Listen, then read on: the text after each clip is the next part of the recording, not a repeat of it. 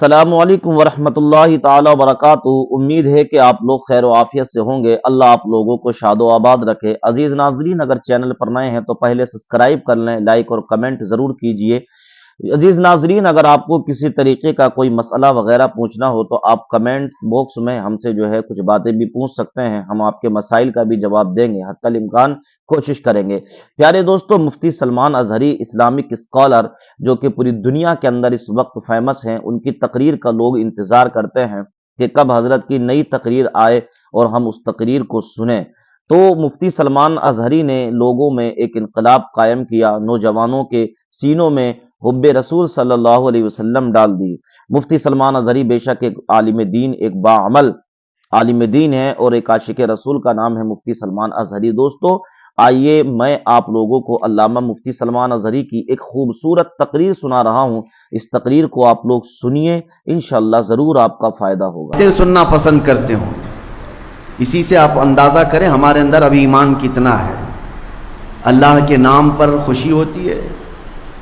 الحمدللہ بزرگوں کا یہ طریقہ رہا اور آج بھی ہے کہ جیسی اذان کی آواز آتی، اللہ کا نام ہے، سب خاموش ہو جاتے تھے اور اس کا جواب بھی دینے لگتے تھے۔ اور یہی ماحول ایمان کی علامت ہے کہ جن لوگوں میں ایمان باقی ہے وہ اللہ کے نام سے خوش ہو جاتے ہیں اور خاموش ہو جاتے ہیں، اور ایمان نہ ہو تو انہیں اللہ کے نام سے کچھ فرق نہیں پڑتا۔ اور دوسری چیز، وہ اللہ کی آیتیں سن کر کے اپنا ایمان زیادہ کر لیتے ہیں۔ اذا تلیت علیہم آیاتہ زادتہم ایمانا، جب ان کے اوپر قرآن کی آیتیں، اللہ کی آیتیں تلاوت کی جائیں تو ان کا ایمان بڑھ جاتا ہو۔ یہ بھی آپ ٹرائی کر کے دیکھیں، قرآن کی آیتیں تلاوت کی جائیں تو دل لگتا ہے کہ نہیں لگتا ہے؟ اگر دل لگتا ہے قرآن سننے کا تو اس کا مطلب ہے کہ ایمان ہے، اور قرآن سننے کا دل نہیں کرتا، بھاگ جاتے ہیں، تو نفاق ہے دل کے اندر، ایمان کامل نہیں ہے۔ اس کی سب سے بڑی علامت آپ کو رمضان المبارکہ میں دیکھنے کو ملتی ہے۔ حافظ قرآن اللہ کی آیتیں تلاوت کر رہا ہوتا ہے، کتنے لوگ ہیں جن کو قرآن سننے کی رغبت پیدا ہوتی ہے اور تلاوت پر ان کا ایمان بڑھتا ہو۔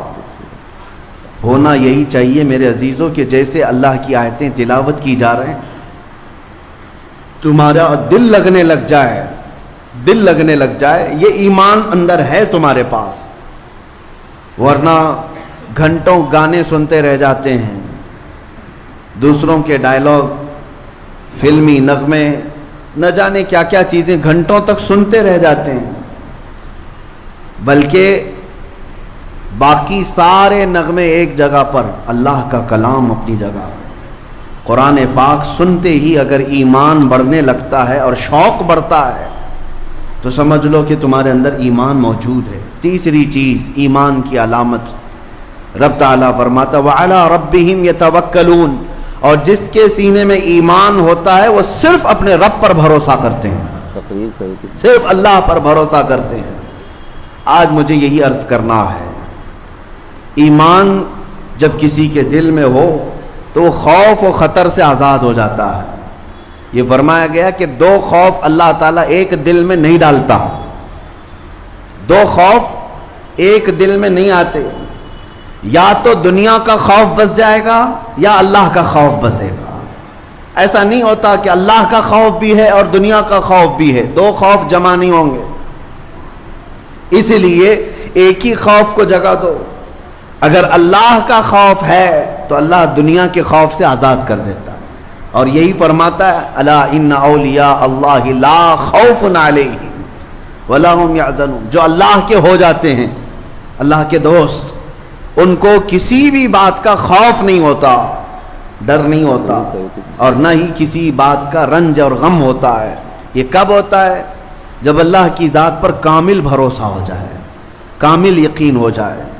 یہ بھروسے کے متعلق چند باتیں عرض کرتا ہوں۔ اللہ کی ذات پر توکل کیسا؟ کچھ لوگ اس کا الگ غلط معنی سمجھ لیتے ہیں۔ توکل کا مطلب یہ ہے کہ سب چھوڑ چھاڑ کر کے بیٹھ جاؤ، اللہ ہی سب کرنے والا ہے، اس کا نام بھی توکل نہیں ہے۔ اللہ کی ذات پر یقین اور توکل کا مطلب اسباب کا سہارا لینا ہے، لیکن یقین اس کی ذات سے رکھنا. ایسا نہیں ہے کہ گھر میں بیٹھ کر کے آپ یہ سوچیں کہ بچہ ہو جائے گا, اکیلے بیٹھے ہیں, اللہ تبارک و تعالیٰ ہے, لیکن اس نے جو اسباب بنایا ہے ان اسباب کا سہارا لینا ہوگا.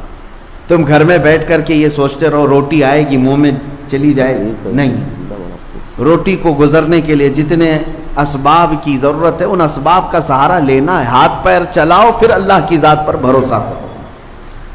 ایک صحابی آئے, حضور صلی اللہ علیہ وسلم سے عرض کیا میرے پاس ایک اونٹنی ہے, اس اونٹنی کو کھمبے سے باندھ کر کے اللہ پر بھروسہ کروں یا اس کو کھلا چھوڑ کر کے, کیونکہ کھلا چھوڑنے سے اونٹنی واپس نہیں آتی, ایک بار وہ ہاتھ سے جائے تو وہ بھٹک جاتی ہے. اونٹ کے بارے میں نبی پاک صلی اللہ علیہ وسلم نے ارشاد فرمایا نہیں, اس کی رسی کو کھمبے سے باندھو اور پھر اللہ کی ذات پر بھروسہ رکھو.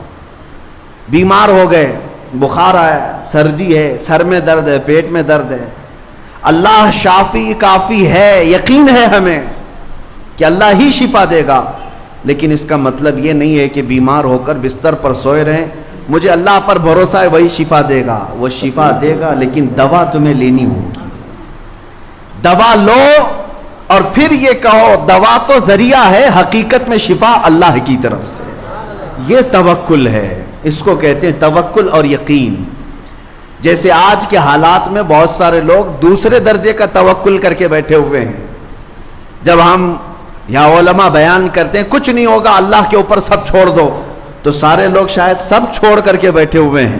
چاہے وہ نبی پاک کی عزت کا معاملہ ہے, چاہے اسلام کی بات آئے, چاہے قرآن کی بات آئے, لوگوں کو ایسا لگنے لگا ہے کہ اللہ کی ذات پر بھروسہ ہے, جو ہونا ہے وہیں سے ہوگا. ایسا نہیں. اگر اللہ کی ذات پر بھروسے کا یہی مطلب ہوتا تو 313 نہتے صحابہ کبھی بدر کے میدان میں نہیں آتے. وہ مدینے میں بیٹھ کر کے ہی کہتے اللہ پر بھروسہ ہے, اللہ فرشتوں کو اتارے گا. نہیں, ہاتھ پیر چلاؤ اور پھر اللہ کی ذات پر بھروسہ رکھو. ہاتھ پیر تمہارے سلامت ہیں تو اللہ تعالیٰ فرماتا ہے میدان میں اترو. یہاں تک کہ نبی مکرم صلی اللہ تعالیٰ علیہ وسلم سید الانبیاء ہیں, سید المعصومین ہیں.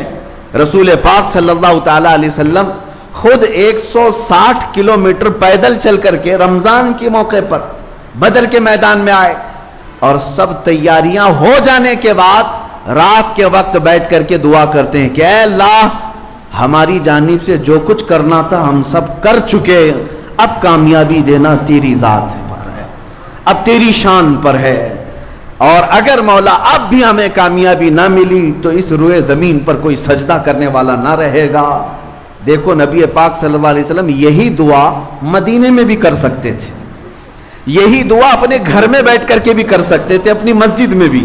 نبی پاک صلی اللہ تعالیٰ علیہ وسلم نے توکل اور یقین یہ سکھایا ہے کہ پہلے عمل کرو اور پھر رب کی ذات پر بھروسہ رکھو. عزیزان گرامی وقار, آج اسی کی ضرورت ہے کہ جو یہ سوچ کر کے بیٹھا ہے کہ سب کچھ ویسی ہی ہو جائے گا. قرآن میں مولا تعالیٰ فرماتا ہے ان اللہ لا یغیر ما بقوم حتی یغیروا ما بانفسہم, بے شک اللہ تعالیٰ اس وقت تک کسی قوم کی حالت نہیں بدلتا جب تک وہ قوم خود اپنی حالت نہیں بدلتی. خود تمہیں بدلنے کی فکر نہ ہو اور تم سوچتے ہو کہ دعاؤں سے ہی سب کچھ ہو جائے.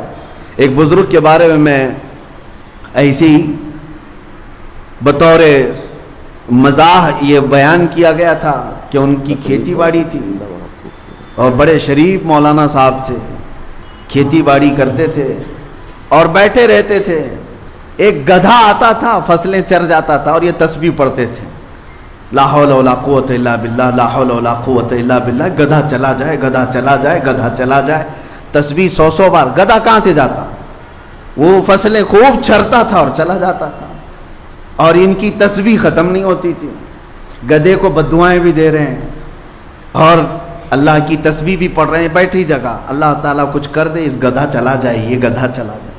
کچھ نوجوان تھے وہ دیکھتے تھے روزانہ کہ مولانا صاحب بڑے شریف ہیں, روزانہ صرف تسبیح سے ہی گدھے کو بھگا رہے ہیں, تسبیح سے ہی گدھے کو بھگا رہے ہیں. آدھی فصل تو وہ روز کھا گیا تھا گدھا. ان نوجوانوں کو رحم آیا, وہ کچھ ڈنڈے لے کر کے میدان آ گئے. 4-5 دن کے بعد ڈنڈے لے کر کے آئے, اور اس کے بعد پھر اس کھیتی میں چرنے والے گدھے کو جو تڑ تڑ لگایا انہوں نے، تو گدھا چیختے ہوئے جو بھاگا زخمی ہو کر، پھر کبھی نہیں آیا۔ اور وہ نوجوانوں نے آ کر کے کہا مولانا صاحب آپ کی تسبیح اپنی جگہ پر، لیکن ڈنڈے سے جو توکل ہوتا ہے وہ اپنی جگہ پر۔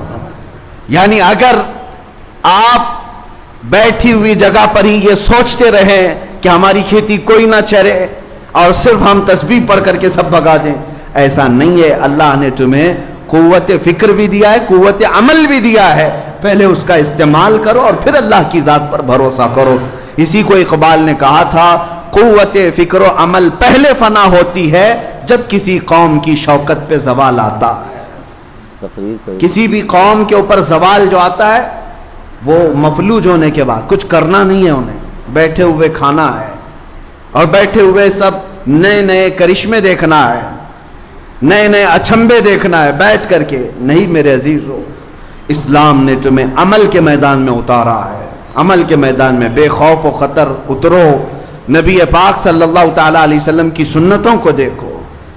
آج ان نوجوانوں سے بھی میں کہتا ہوں جو گھر میں بیٹھ کر کے توکل کر رہے ہوں یا توکل کا غلط معنی اخذ کر رہے ہوں کہ ہمیں کیا ضرورت ہے، اللہ تبارک و تعالیٰ کی ذات پر بھروسہ ہے، رزاق وہی ہے، رزق دے گا۔ وہ جب چونٹیوں کو رزق دیتا ہے تو ہمیں کیوں نہیں دے گا؟ یقیناً تم اشرف المخلوقات ہو، تمہیں بھی رزق دے گا، لیکن حکم اس کا یہ ہے کہ تلاش کے لیے نکلو، تلاش کے لیے نکلو۔ ایک جگہ بیٹھ کر کے انتظار کرنا یہ نہیں ہے توکل۔ نبی پاک صلی اللہ تعالیٰ علیہ وسلم کی بارگاہ میں چلو۔ ایک دن حضرت فاطمہ کے گھر گئے، حسنین کریمین چھوٹے تھے، بھوکے تھے، رو رہے تھے۔ حضرت فاطمہ سے پوچھا کیوں رو رہے ہیں بچے؟ کہا بھوک کی وجہ سے رو رہے ہیں، گھر میں کوئی چیز نہیں ہے، فاقہ ہے۔ نبی پاک صلی اللہ تعالیٰ علیہ وسلم نے فرمایا فاطمہ نہ گھبرا، تیرا باپ اپنے ہاتھ سے محنت کر کے لائے گا اور تیرے بچوں کو کھلائے گا۔ خود رسول پاک صلی اللہ تعالیٰ علیہ وسلم مدینے میں نکلے اور چلتے چلتے نواحِ مدینہ میں، مدینے کے خارج میں ایک باغیچہ تھا، اس میں چلے گئے۔ باغیچے کے مالک سے کہا کیا میں تیرے باغیچے میں مزدوری کروں تو مجھے اس کی کچھ اجرت دے گا؟ باغیچے کے مالک نے منظوری بھری، کہا کہ ٹھیک ہے میں تیار ہوں، مزدوری کر سکتے ہو۔ دیکھو میرے باغیچے کے درختوں کو پانی سینچنا ہے، پانی پلانا ہے، تم ایک ڈول پانی بھر کر کے ڈالو گے، میں 2 کھجوریں اجرت میں دوں گا۔ کنویں سے کھینچ کر کے 1 ڈول پانی بھرنا اور ایک درخت پر ڈالنا اور اس کی اجرت پر صرف 2 کھجوریں۔ نبی رحمت سید العالمین طٰہٰ و یاسین، ہم غریبوں کے آقا جن کے ہاتھ میں مولا نے سارے خزانوں کی کنجیاں تھیں، انہوں نے 2 کھجوروں کی اجرت پر یہ کام کو قبول کر لیا۔ گئے خود اپنے ہاتھ سے کنویں میں ڈول ڈالتے، پانی بھرتے، کندھوں سے اٹھاتے اور لے جا کر کے درخت کو پانی ڈال کے آتے۔ اس پر 1 ڈول پر وہ باغیچے کا مالک 2 کھجوریں دیتا تھا۔ 3 ڈول میرے آقا صلی اللہ علیہ وسلم نے ڈالے، 6 کھجوریں لی۔ چوتھا ڈول جیسی ہی کنویں میں ڈالے، رسی ٹوٹ گئی، ڈول گر گیا کنویں کے اندر، رسی الگ ہو گئی۔ اس بات پر وہ باغیچے کا مالک اتنا غصے میں آیا کہ ہاتھ اٹھا کر حضور پاک صلی اللہ علیہ وسلم کو لگا دیا، کہا تمہیں کام کا طریقہ نہیں معلوم؟ اللہ کے حبیب صلی اللہ علیہ وسلم نے اس وقت تک یہ نہیں فرمایا کہ انا حبیب اللہ، میں اللہ کا حبیب ہوں، یہ نہیں فرمایا، بلکہ نبی پاک صلی اللہ تعالیٰ علیہ وسلم عمل کے میدان میں رزق حلال کے لیے رسی کھینچتے رہے اور اس سے کہتے ہاں یہ مجھ سے رسی ٹوٹ گئی، میں کوشش کرتا ہوں بنا کر کے دے دوں۔ کسی طرح سے اس کی رسی بنا کر کے دیا اور 6 کھجوریں لے کر واپس لوٹا۔ ناظرین تو آپ لوگوں نے علامہ صاحب کی اس تقریر کو سنا، شاید اس تقریر کو سننے کے بعد آپ لوگوں نے کچھ نصیحت حاصل کی ہوگی اور یہ بھی جان لیا ہوگا مفتی صاحب قبلہ کی تقریر میں کہ جو اصل زندگی ہے وہی زندگی ہے جو اللہ اور اس کے رسول صلی اللہ تعالیٰ علیہ وسلم کے لیے گزاری جائے۔ دوست وہی بہتر ہے جو آپ کی آخرت اچھی بنائے، آپ کی زندگی اچھی بنائے، نہ کہ ایسا دوست جو کہ آپ کو جواری، شرابی، زانی بنا دے۔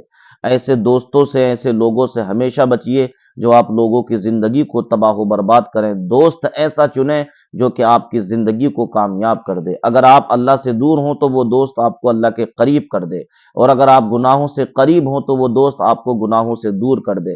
ایسا دوست آپ لوگ اپنی زندگی کے اندر اختیار کریں، خود بھی اچھے بنیں اور اپنے گھر والوں کو بھی اچھا بنائیں۔ اللہ پاک مجھے بعد میں آپ کو عمل کی توفیق عطا فرمائے۔ السلام علیکم ورحمۃ اللہ وبرکاتہ۔